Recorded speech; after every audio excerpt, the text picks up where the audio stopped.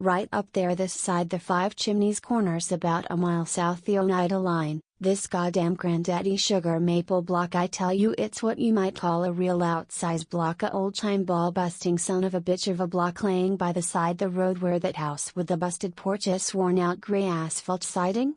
The lawn sale going April to November?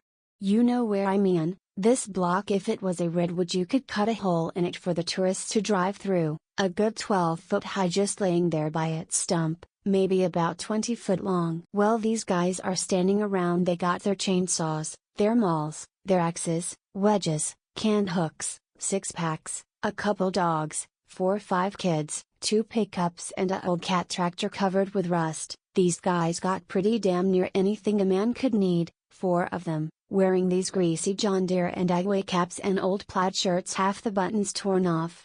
Day before yesterday is when I seen them about 7 a.m. I'm heading over the city to that parking lot job. Yes ma'am is what I say all day, just put it over there, and no sir you can't park that thing here without and you got to stick her a hell of a way to make a living, ain't it? So next day, that's yesterday, I'm going by again and these guys are right there standing around smoking, talking, looking at that goddamn block same as before, only I see now they got maybe a cord off stove wood busted off of it. And then this morning, damned if there ain't a wood pile near as big as a Greyhound bus when I go by, must be a good 20 cord, and these guys still standing around looking at what's left of that block, a big old bastard of a naughty chunk laying there on the ground, sort of reminds me of a big heart, a hell of a big heart, like a bull's heart or a elephant's, only of course a different color.